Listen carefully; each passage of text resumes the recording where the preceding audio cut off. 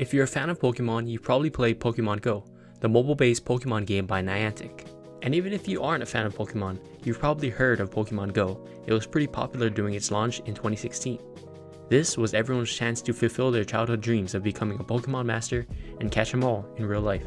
Pokemon Go was, for lack of a better word, revolutionary for its time. Using your phone's GPS and AR technology, you could walk around in the real world and encounter Pokemon along the way. Personally, I leapt at the chance to relive my childhood, and like many others, I was out around the island for weeks searching for the rarest Pokemon. Personally, this was a little bit of nostalgia for the Pokemon games I've grown up on, but also I felt this overwhelming excitement that this was the next evolution in Pokemon games. Technology had progressed past the days of pixelated Pikachus and 8-bit soundtracks. Pokemon Go was what everyone dreamed the Pokemon game would be. Instead of red, the character is you, and instead of Pallet Town and the various regions, the map is the world. But the longer I played, the more I understood, and the more I understood, the more disappointed I became. Pokemon Go was only a shell of what I expected it to be. It had Pokemon, attacks, Pokeballs, potions, eggs, but those were all surface level things. Pokemon Go didn't embody the spirit of Pokemon the way all Pokemon games do.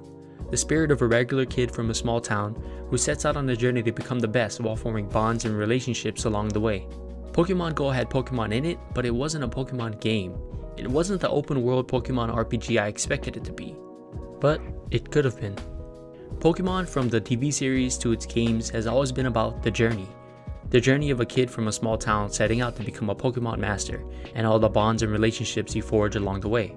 It's why you always start out with nothing, and each Pokemon you choose to stick with and the team you create are important.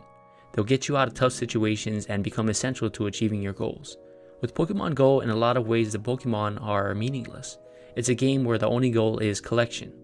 This notion of collection stems from the game's lack of nuanced battle mechanics as well as the lack of significant reasons to battle. In fact, you don't even need to battle a wild Pokemon to catch it. You simply throw a Pokeball at it and hope for the best. You can gather up the right set of Pokemon to take on a raid for a chance to catch a high tier Pokemon, or you can battle your way into a gym so that you can earn coins to buy items. And you can use these items to, you guessed it, catch more Pokemon. In the main series of games, there's a reason to catch, raise, and battle Pokemon. Whether that be to earn gym badges to control higher level Pokemon, then use those gym badges to enter tournaments, or to even showcase your Pokemon and try to raise the most beautiful one. In Pokemon Go, we are extremely limited in the ways Pokemon can be useful, and you're actually encouraged to catch as many Pokemon as you can and just throw them away for candy or to complete a daily challenge. One of the most iconic tropes of the Pokemon universe has got to be Team Rocket. The iconic villains have changed names and appearances throughout the franchise, but their purpose remains the same: create an obstacle for the players to overcome. In the TV series or the main series of games, Team Rocket is always there, concocting their devious plans, and it's up to you to stop them. Overcoming obstacles is an integral part of any game, not just Pokemon. In Pokemon Go, there's no Team Rocket. There's actually a distinct lack of any obstacles at all. Pokemon Go doesn't challenge its players. Conversely, it keeps its players happy by feeding them consistent injects of dopamine in the form of events. These events give double XP, double Stardust, double Candy, and spawn shiny Pokemon. It's the reason why they need to be constantly introducing and rotating out new generations of Pokemon to keep the game fresh. When your game revolves solely around collection and all roads lead back to catching more and more Pokemon, what happens when you run out of Pokemon to catch? When Pokemon Go first came out, I thought it was an amazing idea. The ability to create a virtual version of the world around you while spawning Pokemon based on the different places you traveled is really cool, and having points of interest in the game that correspond to landmarks in the real world is something new and really special. Pairing that with the AR technology, Pokemon Go had the foundation of what could have been one of the greatest Pokemon games ever made, but it never evolved past the aspect of catch and collection. What if Niantic could spawn more than just Pokemon? The ability to spawn NPCs and monuments would add a completely different and exciting aspect to the game. Instead of events that simply spawn more of a certain type of Pokemon, there can be a gym leader event where every week or so a gym leader will spawn in your area and you'll have a few days to challenge him and obtain a gym badge. After obtaining a certain amount of gym badges, you can challenge the Elite Four, where if you win, your name will be immortalized as champion for all of your local players to see. Until someone comes and takes your spot, of course.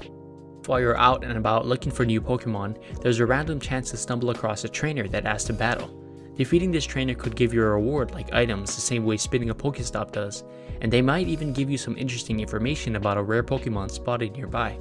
Defeating trainers could open up quest-like pathways that lead you to rare Pokemon spawns. Instead of randomly spawning rare Pokemon at raids, this would give a player a fun pathway to play through, making catching that Tyranitar much more rewarding and satisfying. What if Pokemon Go's combat system more closely resembled the 4-move turn-based combat system of its predecessors? Battling trainers and friends would be much more interactive. It would open up the possibility of using many Pokemon that would otherwise never see the battlefield. It would be fun to employ different strategies and items during the heat of battle instead of mindlessly tapping on the screen for a few minutes. What if legendary and mythical Pokemon were actually hard to come by? I love what they do with regional Pokemon spawning only in certain parts of the world, but they're only scratching the surface of this concept when it comes to spawning Pokemons of all types. The majority of Pokemon spawn in highly populated areas, so it's easier for people to catch them. In a game all about social currency and showing off what you catch, it would make more sense to spawn the rarest Pokemon outside of where people normally traverse, even hiding some to be found by only the most adventurous of trainers. When Pokemon Go first released, there was a sense of adventure. Everyone was out and about searching for those elusive rare Pokemon. When the tracker was nothing more than a few footprints, it pushed you to explore places you wouldn't normally go. It was exciting every weekend to think, maybe if we go on a hike, we'll find a Dragonite hiding in the mountains. And I think that excitement and value is lost when everything is now catchable at your local Starbucks. At the end of the day, for all its potential, Pokemon Go remains a game that I can only play in passing. And I can appreciate it for what it is, a casual mobile game that gets you to walk around a little more than you normally would.